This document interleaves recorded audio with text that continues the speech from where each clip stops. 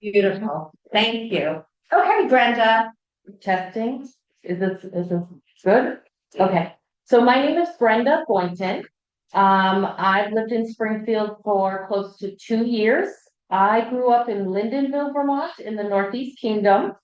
We moved here because my husband took a job, and I enrolled my son in the pre-K program at Elm Hill, and I was fully impressed with the pre-K teachers, paras, administration, some of the support staff, speech pathologist, the music, the arts. And I started participating mostly online with the school board. And I just really was inspired by their goals and their visions for our school district. And I wanted to get involved and help support that vision. Gonna wake up. I'm Judy Stern. I've been in Springfield 54 years. My daughter went through these schools. My grandchildren did Hill in Westminster West. I have two great grandchildren there. They've since moved away. I have one great granddaughter in kindergarten. And my great grandchildren, the two older ones, had a lot of problems in school. Kids like to bully them and such, and you can't react or you end up in trouble. And that's one of my goals, is to straighten that out. There's ways of doing it and being nice while you're at it. And I did volunteer when my daughter was in school. I went about 3 days a week up to North School when she was in kindergarten. The teacher had about 25 children, so she did need help. But I enjoy working with kids. I always have. Yeah. I grew up with 3 out of 7 children. I don't know how my parents survived this, but they did. But yes. Thank you. Hi, everybody. My name is Steve Geller, and I'm running for the school board position that's open. Let me tell you a little bit about who I am and what I feel I will bring to this position. I've been a Springfield resident and homeowner for 20 and a half years with my wife, Selena, who's here. And we have 2 grown sons and 4 grandchildren nearby in New Hampshire.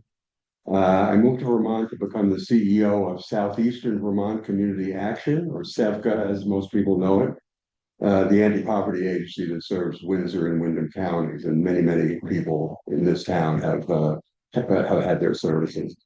I bring broad experience to the position, which gives me a wide range of knowledge and skills to bring to the school board, and some of them include I've been on a school board before for 7 years in a town in Maine where we used to live and my kids grew up and were in school there.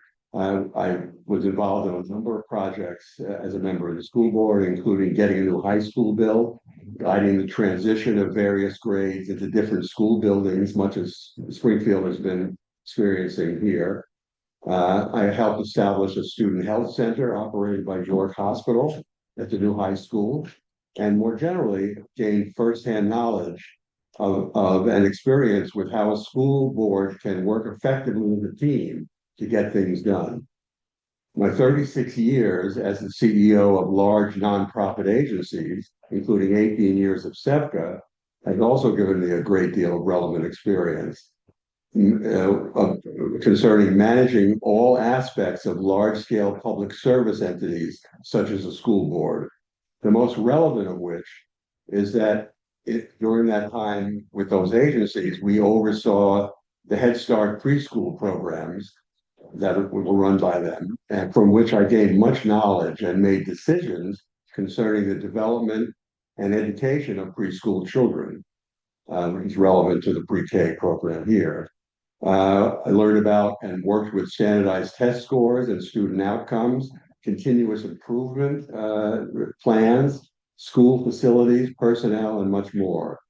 I oversaw the various Head Start program directors who essentially kind of act as principals of those programs. So in some way, my role was in part comparable to that of a school district superintendent, although much more narrowly focused and on younger kids.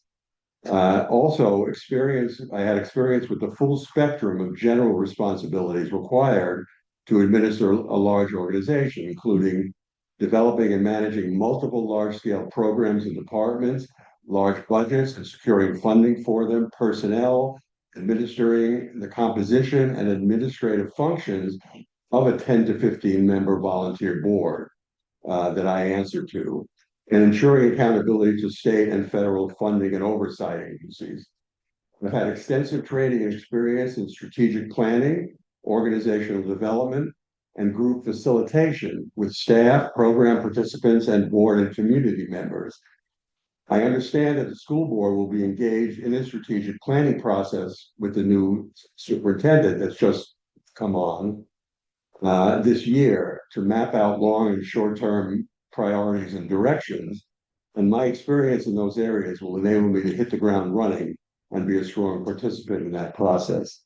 Finally, while SEPCA's CEO, I wrote and administered several planning grants to enable the designation and funding of Springfield's federally funded community health center, now known as North Star Health.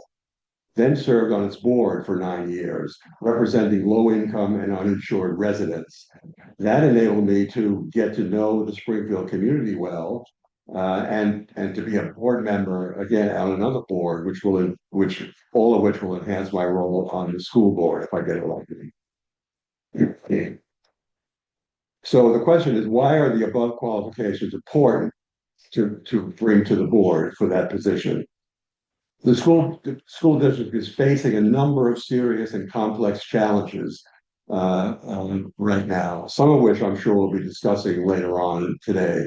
And an experienced, knowledgeable, effective school board that prioritizes high quality education for our kids is essential to guide its future. I believe that my qualifications are a strong match to what's needed for the board to achieve that mission.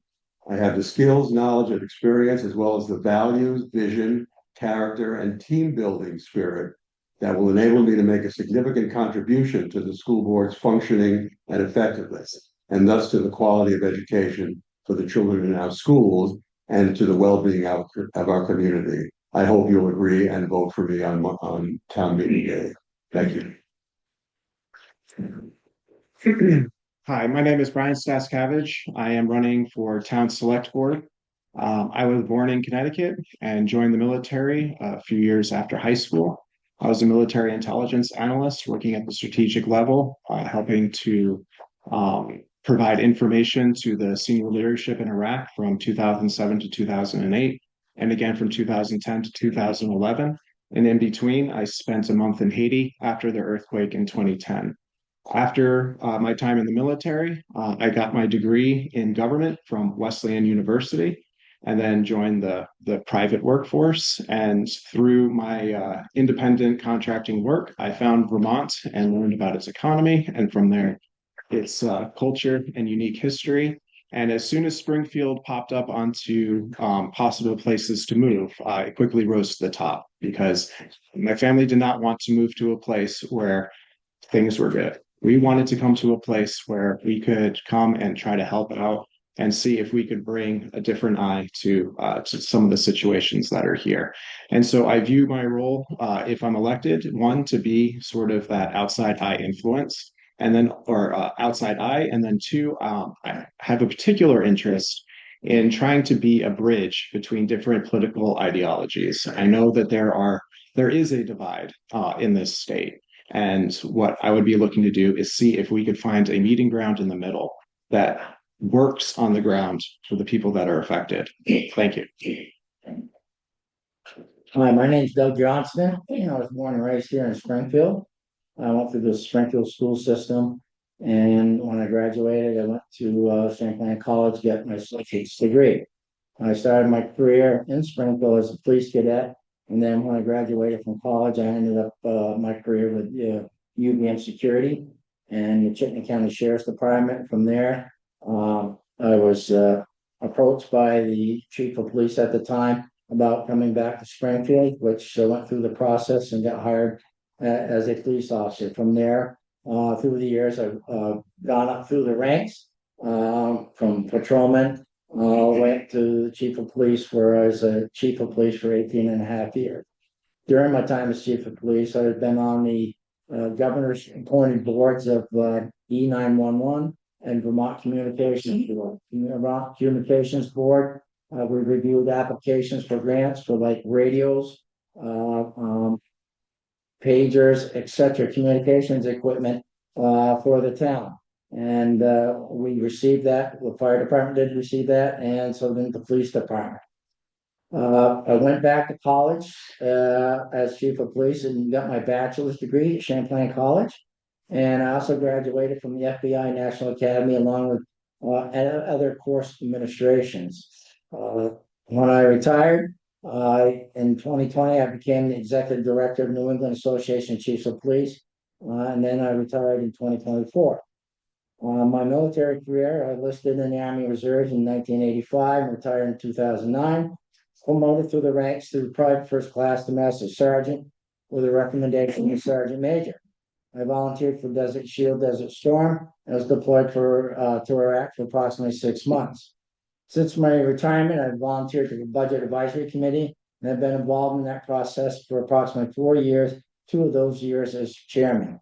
I've also been on the long-term capital planning committee for the last 2 years, where we're looking at the needs and repairs of whether it be buildings, infrastructure projects and stuff that the town needs to do that were somewhat neglected in the past. So we need to improve upon that. The challenges I see here in Springfield, the economic development, housing for middle to high income, to mention a few. Many people in this town have incomes, have fixed income, and the rising costs of expenses for the towns outrising, are outpacing the cost of their living expense, whether you get Social Security for the 2.6%, that type of thing, but the town expenses go up higher than that, which indicates or creates a deficit for the individuals in the town. What's happening is some of these elderly people, no offense, but they're looking of trying to get into different housing. They may be living alone where they are can't afford, or they make too much in order to go into the housing that's being provided.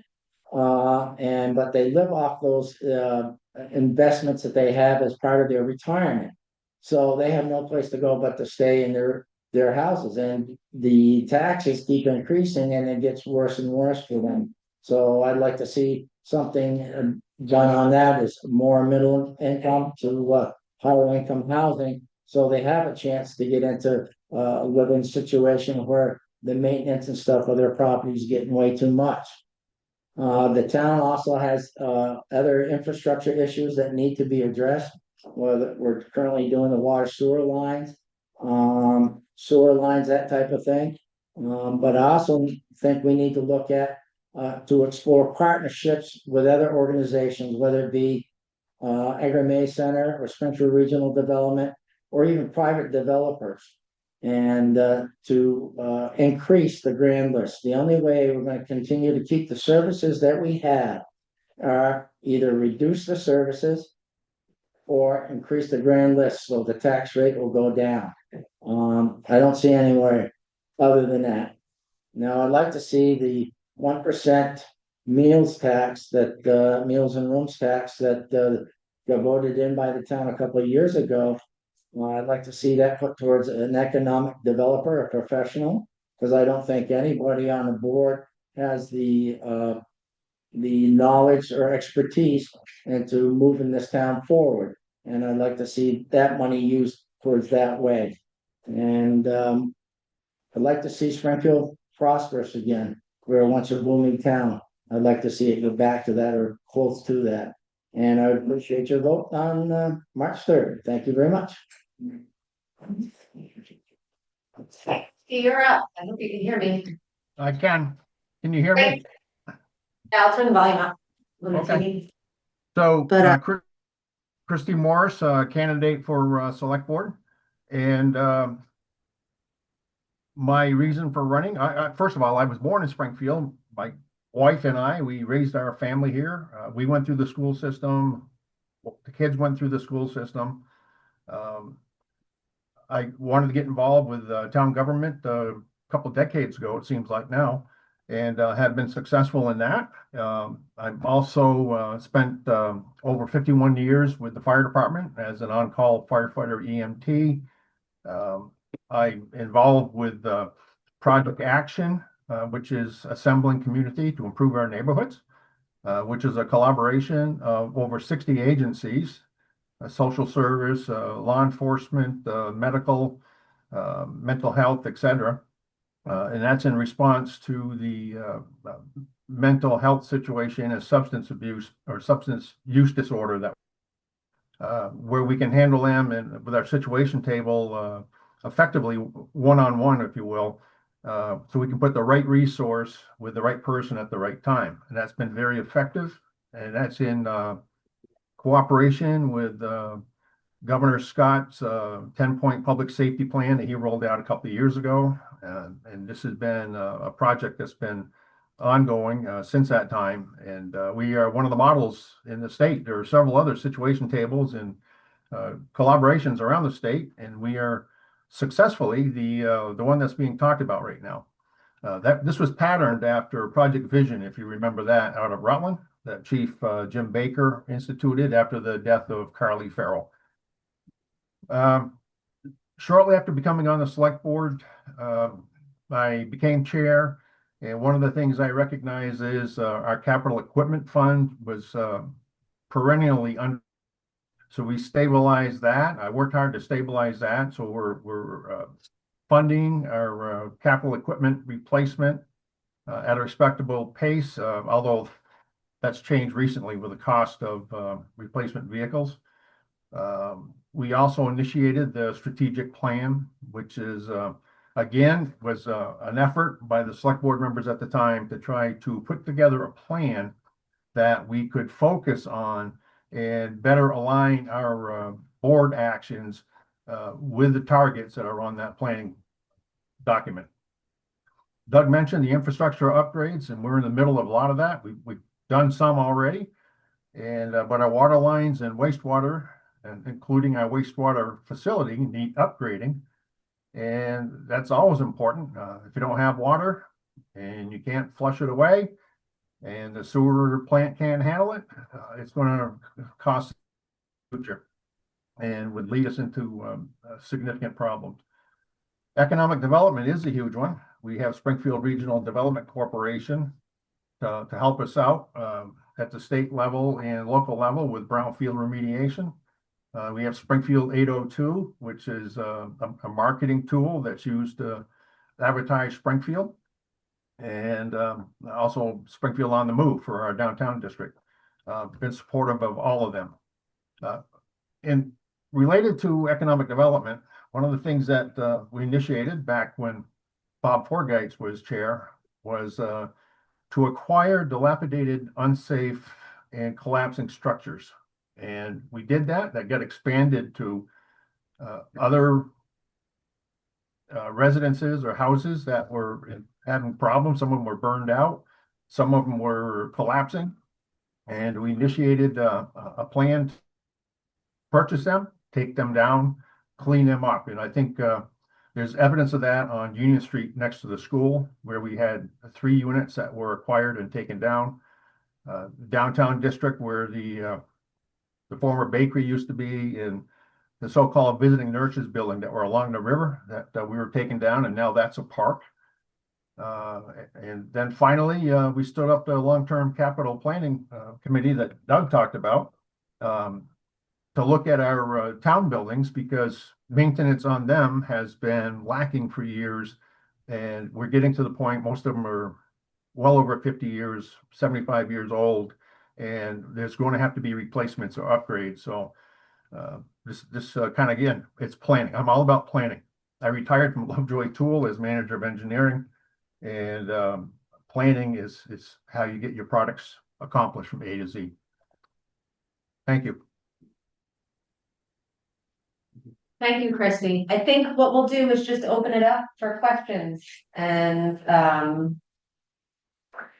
which is for a specific person, that's fine. If it's just a general question, school board versus select board, we can do that as well. Does anybody want to get us rolling? Sure, Mike. Mike Schmidt, I'm going to speak as president of the Springfield Regional Chamber of Commerce and currently the executive director. I've heard a lot of talk about economic development. I'd like to hear from each of you your top 2 priorities moving forward on economic development for Springfield, excluding housing, because that's a whole topic in and of itself. Are you addressing select board then? This like, I'm sorry, Right, yes, no, this that's okay, like, yes. Trying to squeeze it all. All right, so go ahead, you've got the mic. Are the folks watching, were they able to hear that? Yeah. Okay, so the question is about the top 2 economic priorities. I like to work on a more philosophical level. And so to answer your question directly, the biggest thing that I would look at is all of these friction points that exist between things that stand in the way between a business being able to come here, establish itself, and be successful, in addition to businesses that are being started by local residents as well. I have heard rumors of some rather difficult behavior on part of the town and how it treats businesses. And so as far as I find that to be true, I will be taking a very hard-eyed look at that.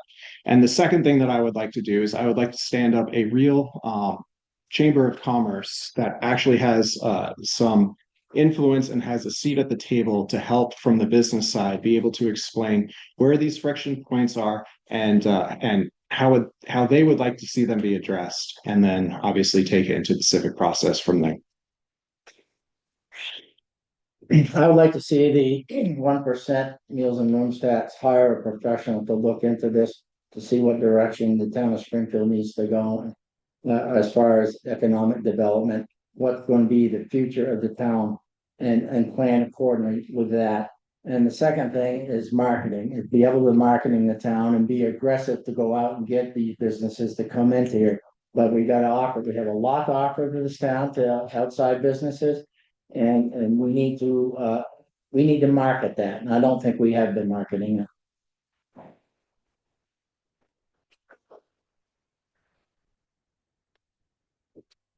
Sure, so for the question, top 2 is a tough one because like I say, we laid out our strategic plan that the select board has adopted over the past several terms of select board members.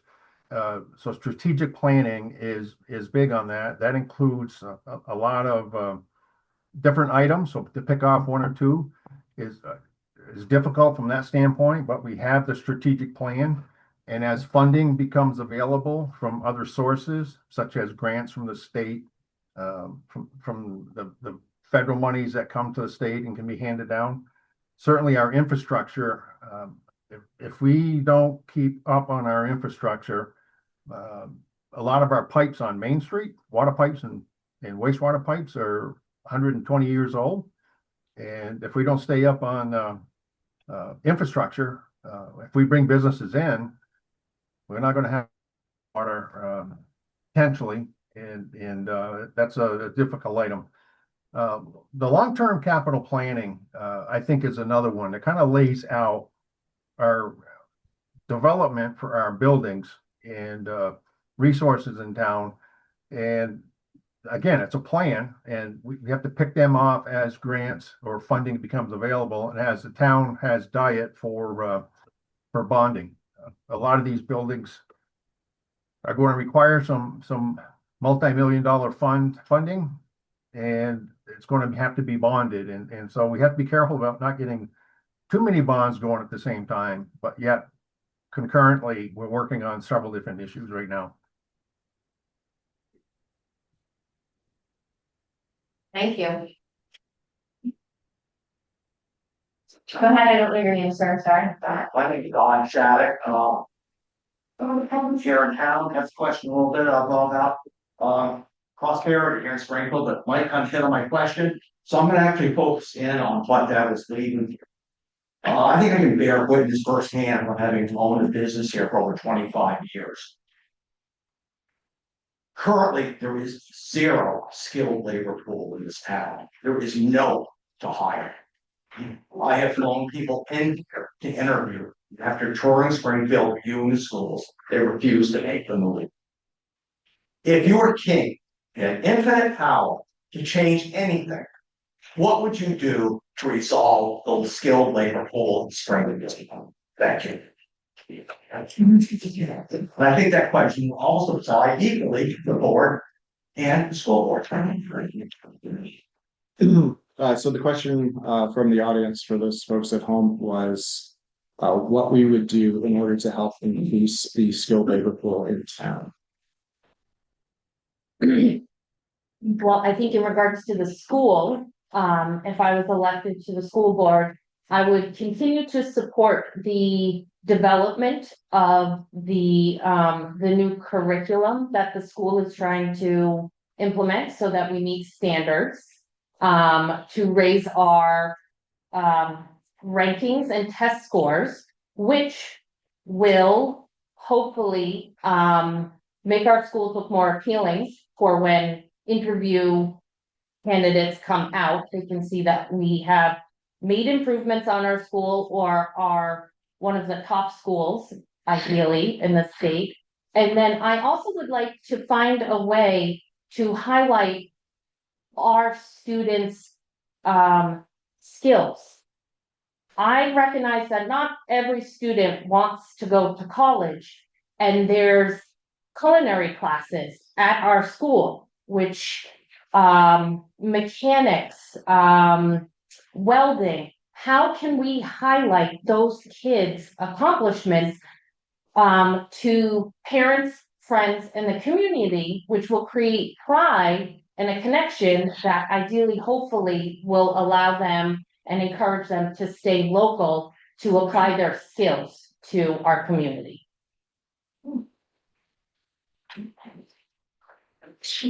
We once had an excellent tech center. And the young men would come down and work in the machine shops, and after graduation, they had jobs.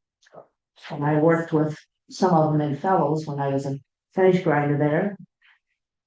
And then everything's just, well, the machine shops are gone. So we don't have that anymore. But they still should be taught this because they won't necessarily stay here. And there are jobs in surrounding areas. And that's really hard.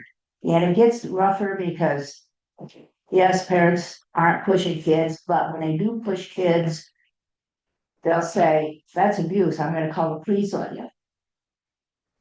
And the teachers can't touch them, and they are the ones that are giving them this little thing, that's abuse, if you get a swat on your rear end, etc. We've got to get together, we've got to stop that. Yes, you should not abuse a child, but a swat on it behind or sitting in a corner or whatever is not abuse. And if we get rid of that, then we can actually concentrate on getting the kids studying, paying attention in class, working on it at home. And if you do this, they will get work skills. And hopefully they do stay here and help encourage and grow jobs. But until we grow the jobs and grow the education, I think Springfield is doomed, and it's too bad. I've actually been here since 1969. I made my daughter 3 years younger than she was.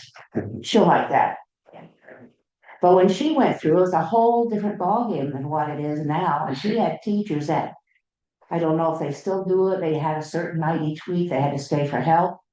She had teachers at Riverside says, whenever you need it, come in. I'll stay here every night all week long if you want. And we need kind of teachers that do that, and they should be rewarded. I basically think I've always had, they should be paid on, what's the word I'm looking for? On their ability to teach and how much they teach. Merit pays, thank you. You know, and that might encourage them to even.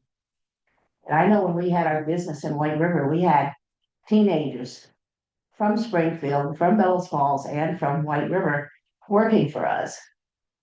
And Keith knows all the math classes. Once it gets past basic math, I don't mix alphabets with numbers. But we had kids tell us, you guys taught us more in math than we ever learned in school. And they learned to do it in their head. And that's quite an accomplishment anymore because then they didn't have to bring out the computers and such and do it. And I mean, never had that. When calculators come around, I thought, oh God, there it goes. And the more advanced we get, I think the lazier some of them get when it comes to that. But I think they ought to be like me, read about every book they can get their hands on, and that helps them all the way around also.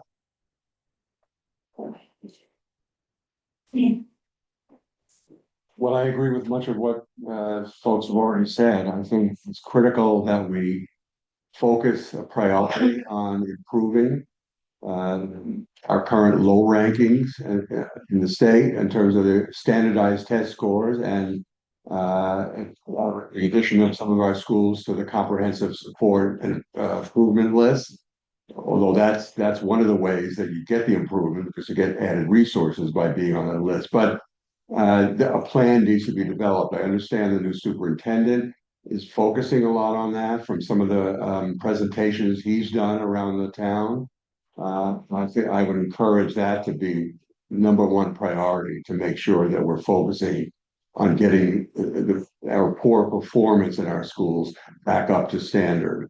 I also agree that I don't know what the status is in terms of kids being encouraged to go into trades, perhaps if they're not academically oriented, if they're not college bound. I'd like to make sure, and this is something I'd explore when I get on the board because I'm not cognizant of the exact nature of it right now, but I would certainly want to look at the extent to which kids are being funneled into the kind of education, the kind of training that they most want to do, and that is most appropriate for their aptitudes and interests. And whether that's culinary or mechanics or whatever it is. I know the River Valley Technical School does a good job at doing some of those things, but I don't know how many kids are encouraged to take that path or whether they feel obligated to go the college-bound path. And I think also, I mean, some of this is not really, an educational function. It's not a school function. It's a function of people living in poverty, their families and households being under-resourced. They don't have the time or money to give the kind of exposure to their kids that more affluent families tend to get. So we need to focus as a community, and not just this community, but as a state, on helping people, get out of the cycle of poverty. The preschool, the pre-K programs are one of the ways to do that, to get kids at an early age, to get into, channels that enable them to explore all of their aptitudes and interests. And I think part of that is our being true to our commitment in this district, in this community, of honoring and pursuing equal opportunity for all children in the system in our town, regardless of their background, regardless of any disability or disadvantages they may have, and not writing them off at an early age as, oh, they're not going to make it. They'll have to rethink what their goals are in life. We probably give up on those kids too soon because we come to the conclusion that they're not going to be part of the mainstream in this country, and that's wrong. We need to focus more on getting the high quality education and the effort to educating those kids for everybody, regardless of their disadvantages. I need to interrupt. I think the point was not made, and I'm not hearing responses to the questions. Let me be a little more specific. Developing an acute workforce for Springfield. In 25 years I've been in business, not myself, but my counterparts in town have never been visited by a guidance counselor to understand the job skills that are necessary to live and prosper in Springfield. Again, if you were king, What would you change that would put kids out of high school immediately able to enter the workforce and be prosperous and be a homeowner in a few years? Chris, do you want to go first? I went first last time. Sure. Thank you. Don, the answer to your question lies in maybe in the past, because we all grew up with the co-op program where we had 25 kids in a class that would end up working into the three machine shops that we had. Those days are gone. My employment at Lovejoy Tool, it was difficult to find workers to come in that wanted to run a machine. And I recognize that you're not just asking for machine, you're asking for the trades as well. I know the tech center had opportunities at times. They have the building trades up there, and they're being sold around town. I think those programs, what we need to focus on and expand. And we also have SIDCs doing a workforce development for not just the younger kids, but for adults. Co-ops with or apprenticeships with businesses is where the gem is. And I've visited several businesses, and some of them have looked at apprenticeships, but it's getting kids that off their video games and off their computers or whatever, and get them into a workforce. It's not. I wished I had that magic answer, but I know the fire department does ride-alongs with students. Students come down and ride along with the ambulance to understand what EMS is about. So, but it's little things at a time, and we need more of it. And I wished I had that magic answer for your question.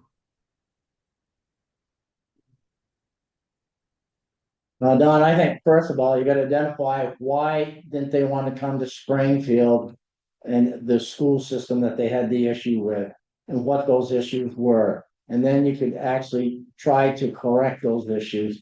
That'd be one thing.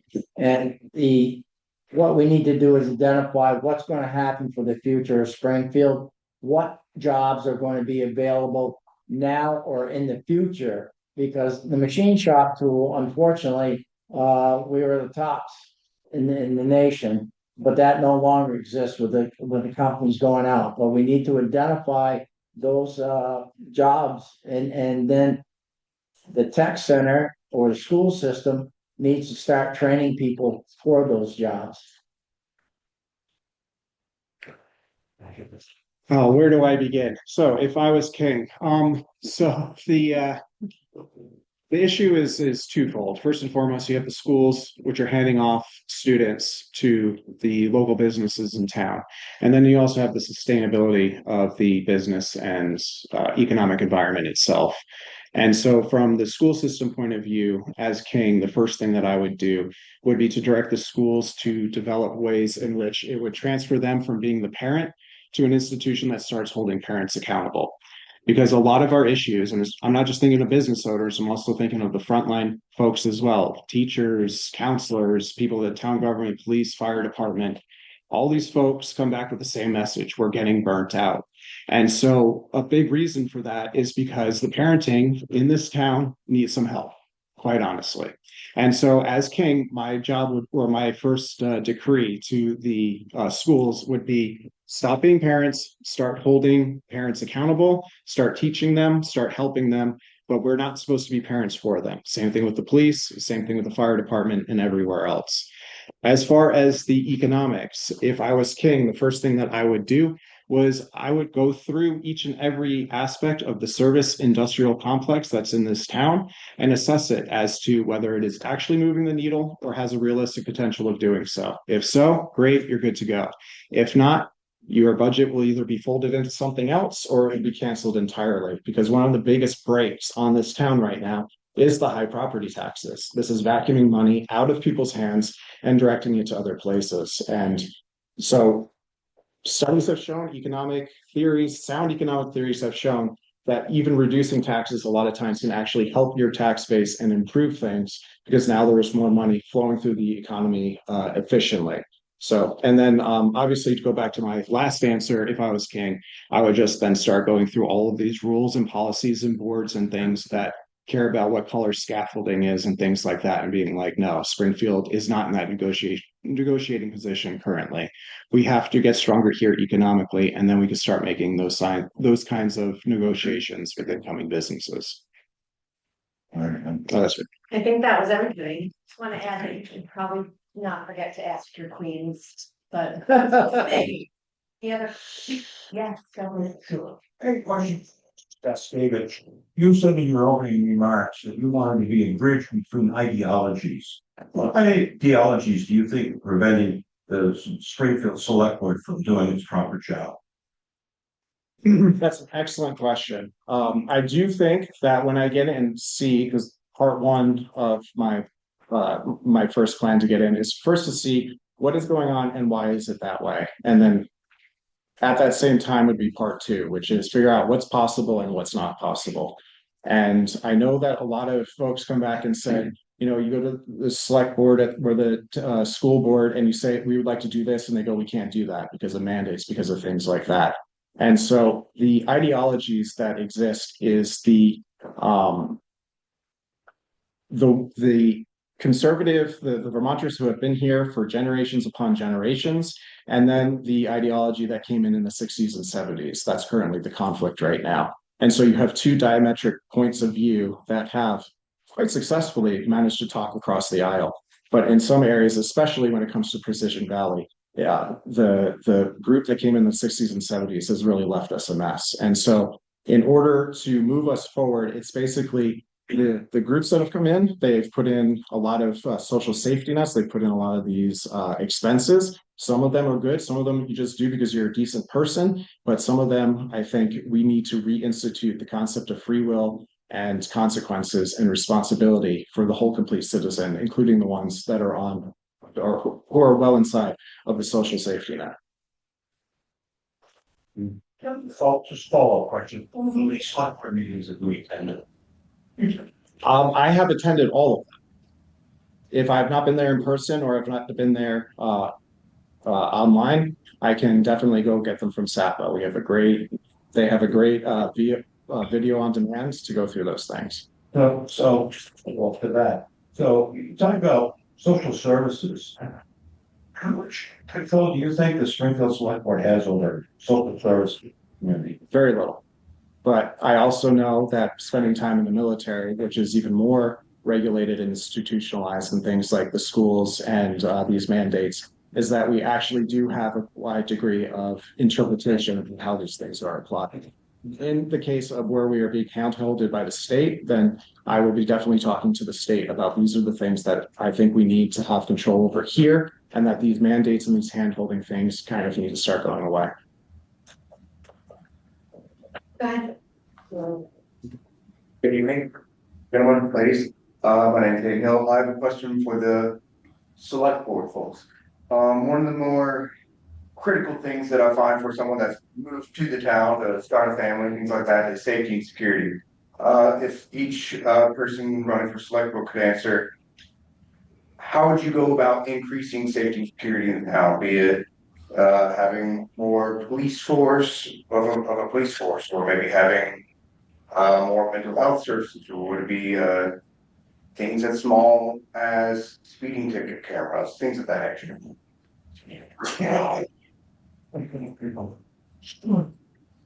Well, I think what I would end up doing, obviously, you want more public community relations with the police department and the community they serve, and you want to reflect the people that live in the community reflected on the police department. And there's a number of things you can do to make it more safe. It could be proper street lighting. It could be traffic signs that basically warning for speeding. And that would allow officers maybe to do other things, investigations and stuff. Make sure we have a full force and it's staffed properly. And they have the equipment they need to do the job.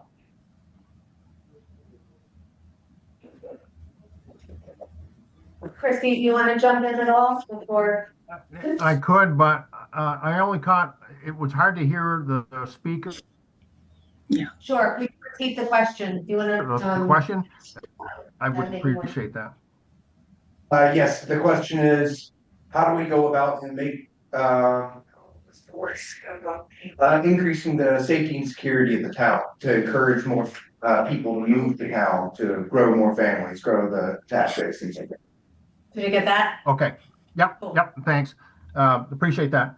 I think, I believe that we have done a lot of that. We do have our police department, which is nearly up to full staffing. We do have 2 recruits that are off at the training camp. They're 3-4 weeks into that, so they've got another 12 weeks to go. And then they go through field training. So we'll be fully staffed by this fall. That's the plan. This project action that I mentioned earlier, the group that of 60 plus agencies in town. That's all right. When he gets back. If he's frozen. Yeah, he's frozen. Okay, so for police and security, so frozen. Okay. Handling that, and I think we got to continue on that path because it's having success. Christy, you were frozen for a minute, so you might want to rewind just about, I don't know, 30 seconds. Okay. So yeah, I was talking about, we have done some of those efforts through Project Action that I think he was referring to. Also, we do partner with the state police task force for encroaching on the drug clientele. I think you just read in the paper, we had a pretty significant case that was resolved recently. There were 6 people that it was a kidnapping, torture, and drug related with weapons. That's an example of a joint partnership with regional agencies and state police, and so that's all we can do. We can't go door to door and take people out of the house like what you're seeing that's happening in Minneapolis and other places. That's not what we can do. However, we are working hard at it, and I think Chief Burnham has done an outstanding job. I'm going to give him all the credit for putting this effort together. So I view crime as a lot of crime is more of a symptom than being a problem. You have a lot of pain points in this town, and then that generates crime from there. So by addressing these pain points, one good example is the broken window theory. Speaking specifically to Will Hunter's properties, I connect just outside of the drug usage and stuff that goes on in his properties, just the physical existence of that entity itself is part of the broken window theory and starts driving the problem. And so once those are addressed, then the symptom of crime will come down along with it. And then the second thing is that we already have, as far as I'm aware, a pretty large federal presence in this town, DEA especially. So any additional federal forces that would come in, I would be like, if you want to help us deal with interdicting these drug and crime problems, absolutely. But if you want to go after a shop owner who's been here for a generation and they have a mess up with their paperwork, then no, I'm going to stand in the way of that. So it is part kinetic, which is finding these networks to interdict and to degrade and to hopefully prevent from coming back. But the best way to prevent from coming back and to just sort of decrease the temperature in town itself is to handle the broken window problems. Christine, there's a question on Zoom. Thank you. I was just gonna say, I wanted to make sure those people got their voice heard. Sharon, can you see who it is?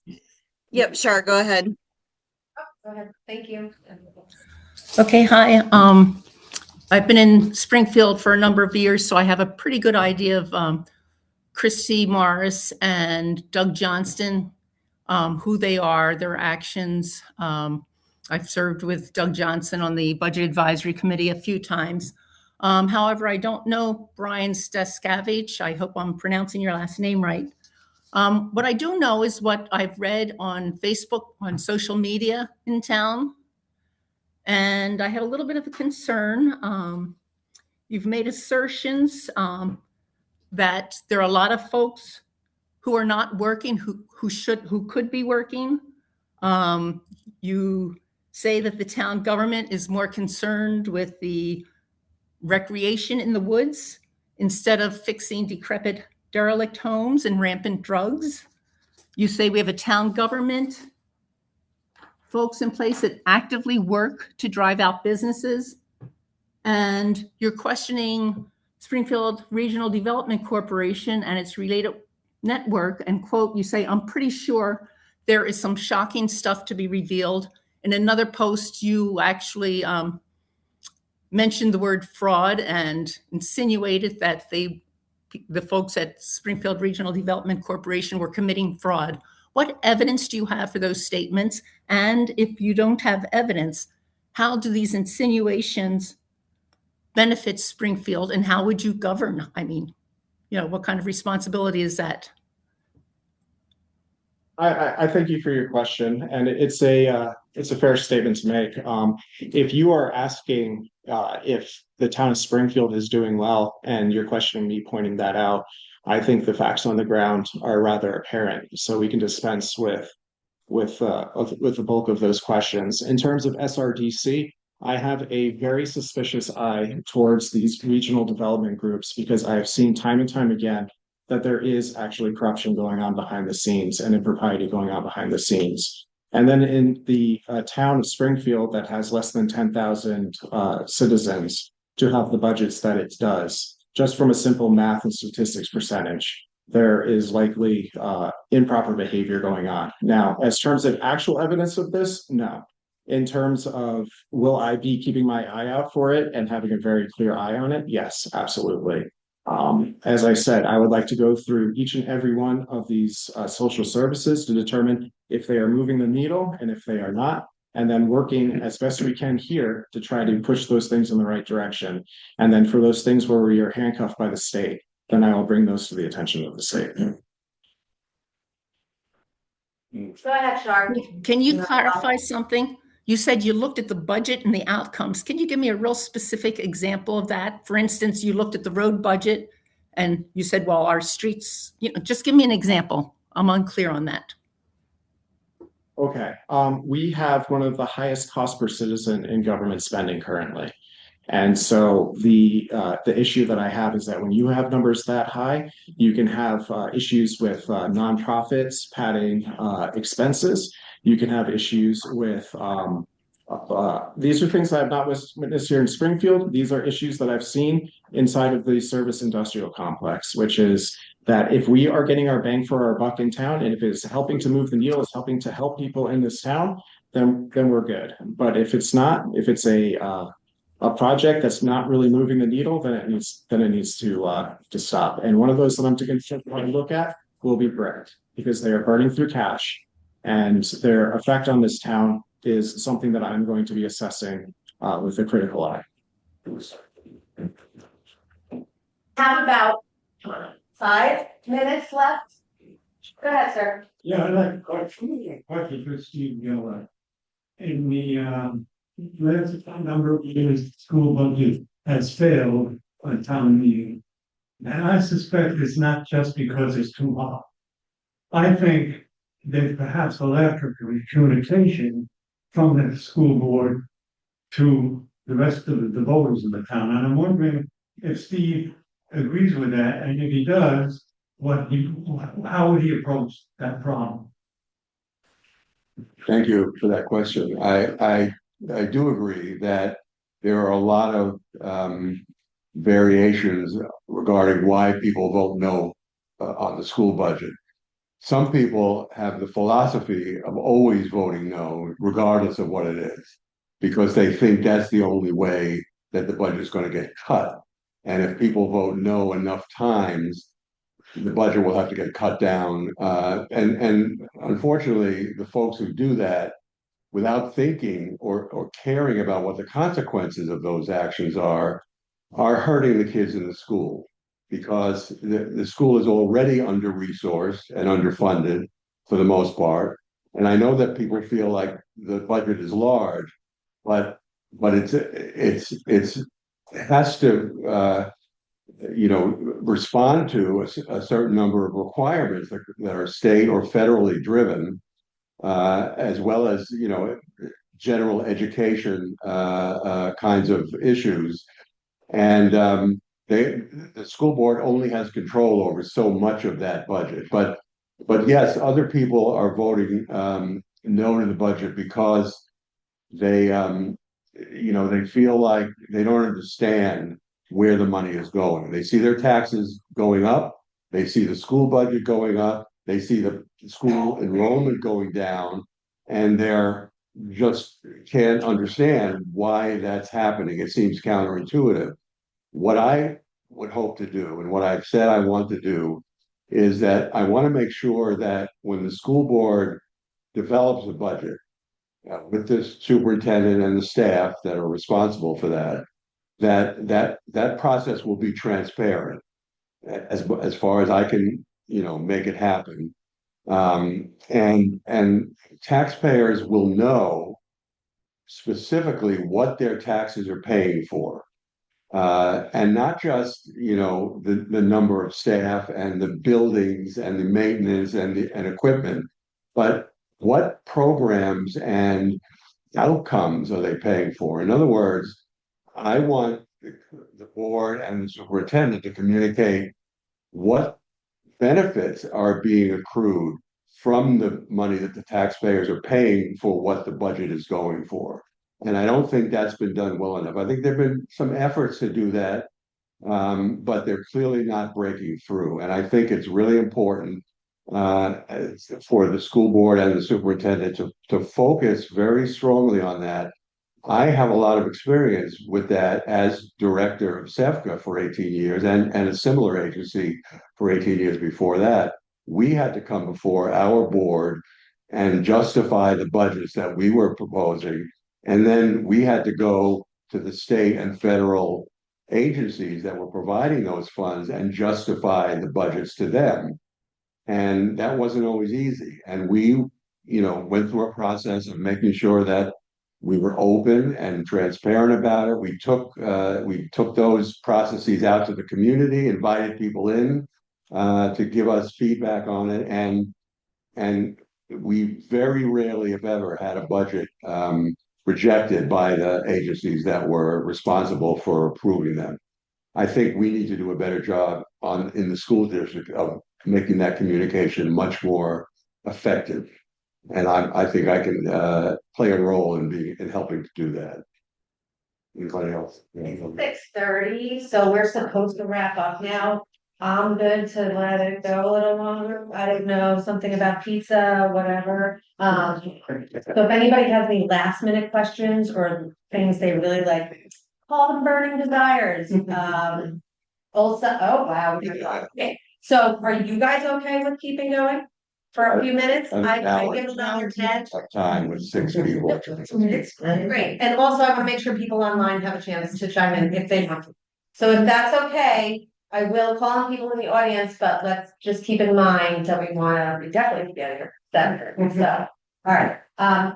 You in the middle? Yes. Yes. Springfield is a full service town, and yet we're relatively small population wise for being a full service town. Which makes it very expensive and puts a heavier burden on the property tax.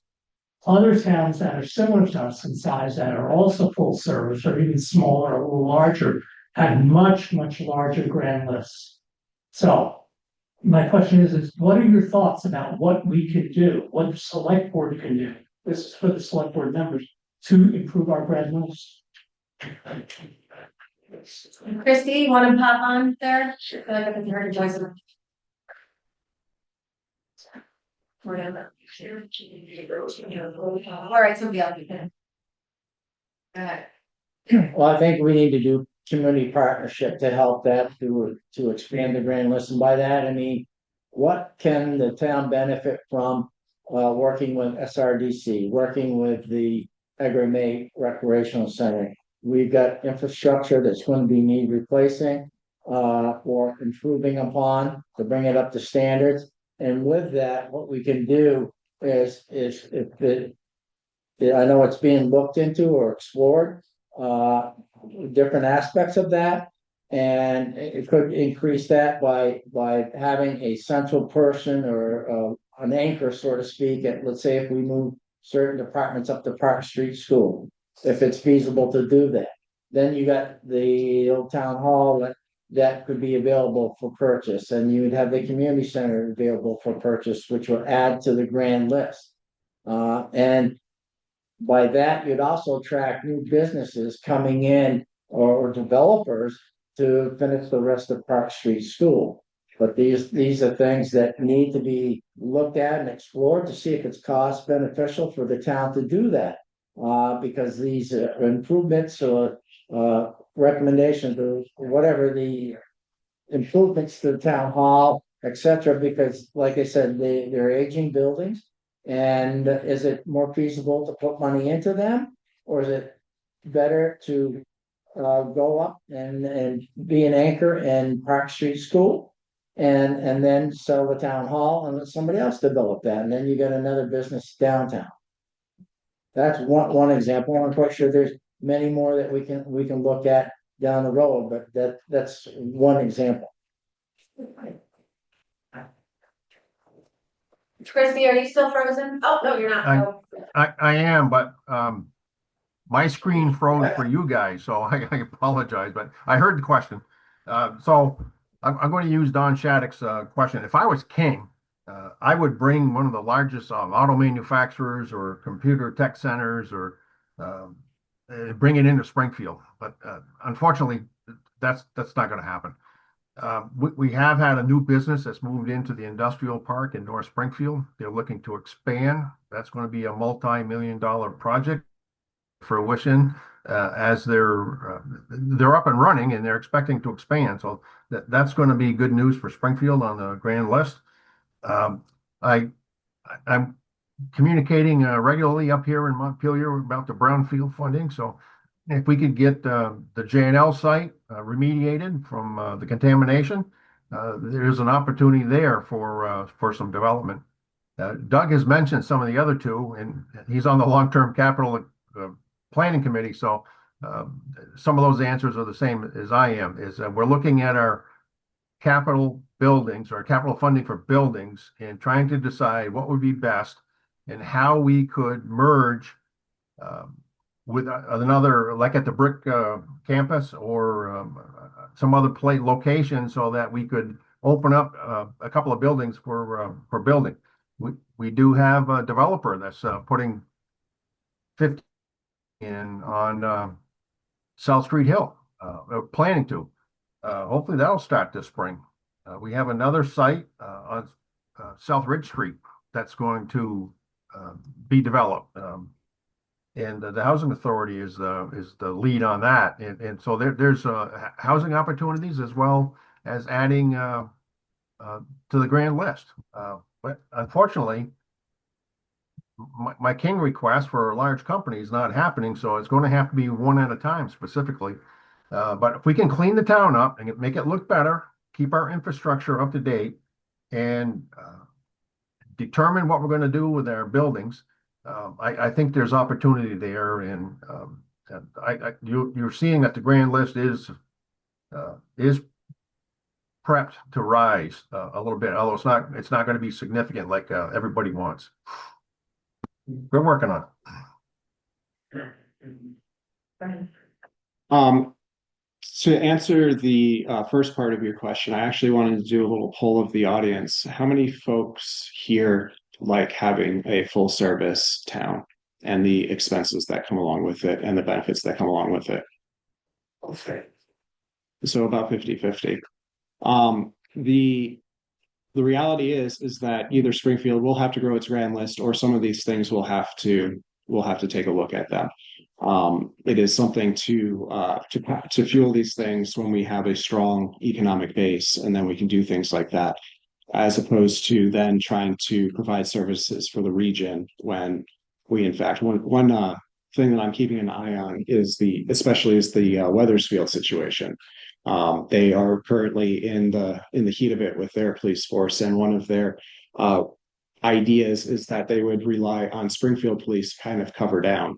And in a system like that, I mean, I know we will be reimbursed, but I would be looking to be reimbursed at a much higher rate. I would be looking to be reimbursed at retail rates, not as government to government rates. Things of that nature, which is we will continue to be good neighbors. We'll continue to help out when there's emergencies. But when it comes down to the routine stuff, some of these towns like Weathersfield, where their average income is double ours, I don't believe we should be subsidizing them in any way or form in this area. So it would be looking at things like that and deciding how we would readjust our regional partnerships like that. Is there another question? Can I have one more response from the school board perspective? I think everybody is aware of the fact that businesses and individuals who end up working in those businesses often make their decisions on whether to relocate in a community based on the quality of their school system. And so it's incumbent on us to continue improving the quality of our school system and the quality of education so that we can have that, so that that's not a negative for people to look at and say, oh, well, I might have relocated here, but I don't like what I'm hearing about the school. So the school district is part of that to a large extent, and we need to think about how that impacts on the larger economy of the town, because a lot of decisions are made based on the quality of the schools. Because you knew it, so we're in the view and we're good. Okay, go ahead. Walter asked most of my questions. It's a good budget. We all talk about it. Nobody wants to increase a budget, right? I mean, we want to increase budget, but nobody wants to increase in taxes. I'm a social worker in the area, but I'm also a business owner. So I have a very tough, I'm on both sides of the fence of pretty much everything. I hear a lot about like cutting pain points and things of that nature. And I'm just wondering, what savings would the town actually get by cutting these pain points, and what pain points specifically are you talking about, and how much do you think that's going to save? I think there are significant savings here because I am looking at other towns. Again, Springfield, the issues that are facing Springfield, they are not unique in the abstract. In fact, our sister city right across the river went through the same stuff as us. So we can look at what the things that other cities, especially New England cities, where they still maintain the high level of social services, how were they able to recover in this town?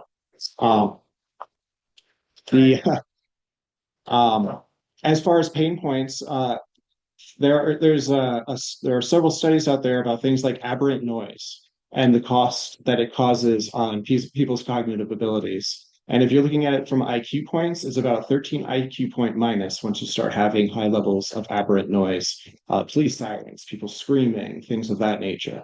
I know that there are areas in Springfield that suffer from things like this because outside of this room, this room has a sample error problem, and there's a certain concentration of citizens in Springfield. Outside of this room, there's a much different way of speaking. And so when you cut down on things like miasma and aberrant noise and aberrant behaviors, you see that their cortisol levels start going down. They're starting able to make better decisions. Folks who struggle with trauma now have a more quiet environment, have a more stable environment. Now they themselves are able to pursue their life of happiness and are able to contribute rather than suffering from problems that may be being provoked by their environment. And so I do believe that there are significant savings to come here. I think it will significantly lower the burden on the schools. It will significantly lower the burden on our social services. And we will see things where we have quiet, nicer neighborhoods where people want to move here and the grand list will start to improve. If you want to ask a question, then I have one online. Oh, something's frozen. I think this is frozen again. Sharon, are you good on there? Yes, the nothing's freezing for most of us.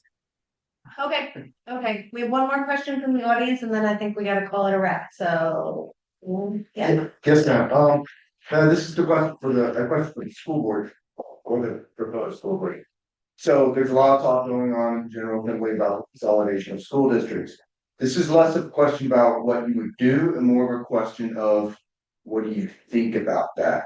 Are you for it? Are you against it? Do you think it'd be beneficial for the children? Do you think it'd be beneficial regarding taxation and all that, just for the school? So I have mixed feelings about it.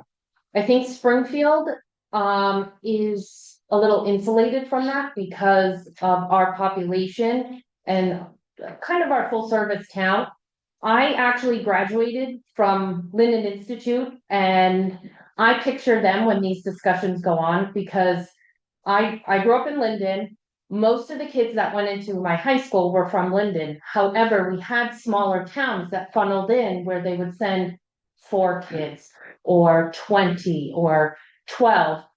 When I think about them, and I think on paper, it looks good because you're thinking you're going to save all this money on anywhere from teacher salaries, superintendent salaries.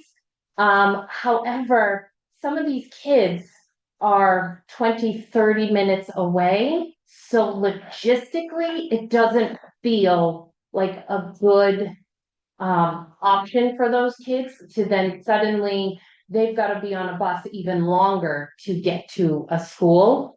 I've heard the idea tossed around that say a school district like Springfield that's larger, maybe their classes could be offered to them online. If there's a class in that school district that they don't have access to, they could take it via Springfield. I like that as a solution, but I think on paper, it looks good and it feels good, but logistically, knowing what some of my classmates had to do just to get to school, I don't think it's a great idea.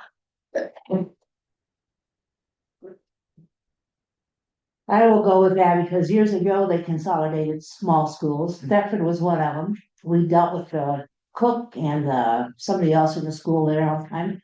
They were forced to consolidate. It did not save them money, it cost them money. Plus the children were on the bus for an hour morning and evening. That's a lot of time for a child to be sitting still. And no, it did not save them money at all, so I would wholly disagree with that one.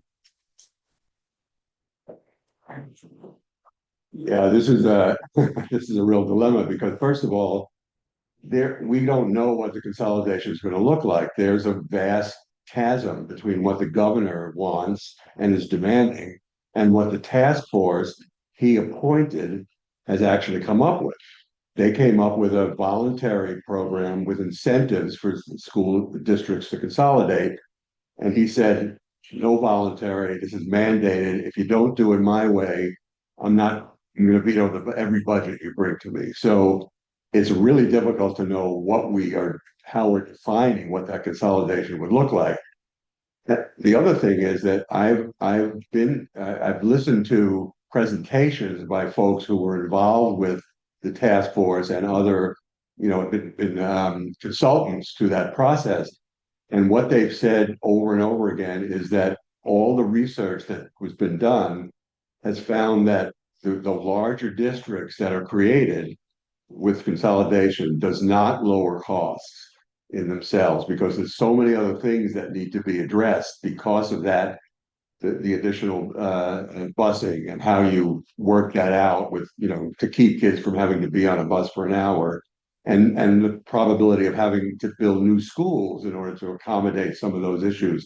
It's just, it could work in some ways, but it needs much more effort in it before we just grab at something because the governor says it's got to happen. And so based on his specific mandate, I would be opposed to that.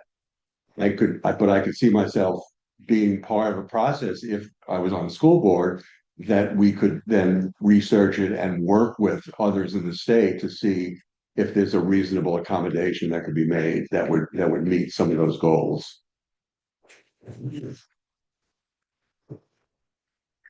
And please, Good luck to everybody next week and keep your eyes out on the library, but we have these community conversations on a regular basis and we invite in all different people from whether the select board or different organizations in town or whatnot to just come and have open forums and great conversations like this. And it's really wonderful. So thank you and have a good night. Well, Thank you. Maybe Christine. Trying to go through both mine. Okay. Yeah.